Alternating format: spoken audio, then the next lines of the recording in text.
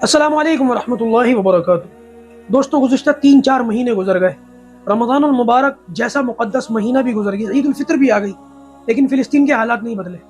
عید کے موقع پر جب ہم لوگ مٹھائیاں کھا رہے تھے، نئے کپڑے پہن رہے تھے، شیر قورمہ کے مزے لے رہے تھے، وہیں عید الفطر کے موقع پر فلسطین کے اندر بم گرائے جا رہے تھے، حالت خراب ہو رہی تھی، بچوں کو قتل کیا جا رہا تھا، لوگوں کے گھر ڈھائے جا رہے تھے۔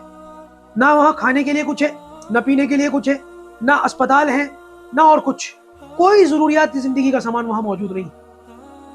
اس موقع پر مہینوں ہو گئے لوگوں سے کہتے کہتے، ہاتھ جوڑتے جوڑتے، درخواست کرتے کرتے کہ خدا کے واسطے، خدا کے واسطے، اللہ کے بندو، اللہ کے لیے آپ لوگ اسرائیل کے پروڈکٹس کا بوائیکاٹ کریں، کیونکہ یہ لوگ اپنی مارکیٹ کے اوپر کھڑے ہیں۔ میں آپ کو ایک چھوٹا سا واقعہ سناؤں۔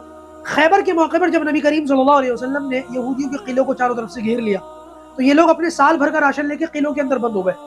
انہوں نے کہا ہمارے پاس تو اس سال کا راشن ہے، آپ کب تک کھڑے رہو گے؟ کھڑے رہو۔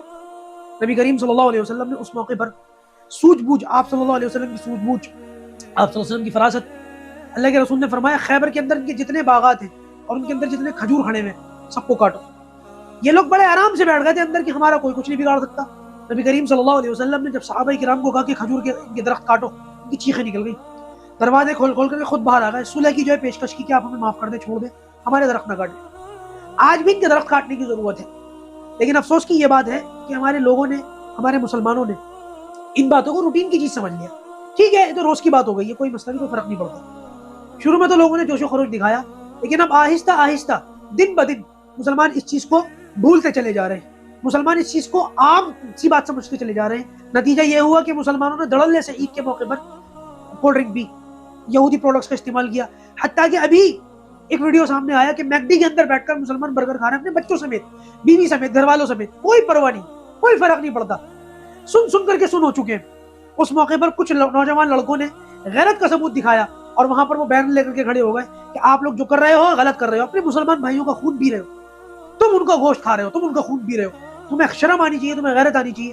بہرحال سر نیچے جھکانے اور غیرت اس وقت شرم دکھانے کے علاوہ کوئی اور راستہ تھا نہیں۔ دوستو، پھر درخواست کرتا ہوں، ہاتھ جوڑ کے درخواست کرتا ہوں، دیکھو بھیک کے درجے میں درخواست کرتا ہوں، اللہ کے واسطے، اللہ کے واسطے اپنے مسلمان بھائیوں کے خون میں ان کی کسی طریقے سے مددگار مت بنو، ان کا حصہ مت بنو، معاون مت بنو، اللہ کے واسطے باز آ جاؤ، ان چیزوں کو چھوڑ دو، گھر کی روٹی کھاؤ، گھر کی چیزیں کھاؤ، اور اگر اسٹریٹ فوڈز اور باہر کی چیزیں کھا سکتے ہو، کھانا ہی چاہتے ہو، دل چاہتا ہے، نہیں مانتا دل، پھر بھی اپنے دشمنوں کو مضبوط مت کرو، ایسی چیزیں کھا لو کہ جس سے تمہارا معاملہ بھی پورا ہو جائے اور دشمن کا تعاون بھی نہ ہو۔ کل قیامت کے دن ان فلسطینی بچوں نے ہمارا گریبان پکڑ لیا اللہ تعالیٰ کے حضور اور نبی کریم صلی اللہ علیہ وسلم کے سامنے، کیا منہ دکھاؤ؟ اللہ کے واسطے بچوں۔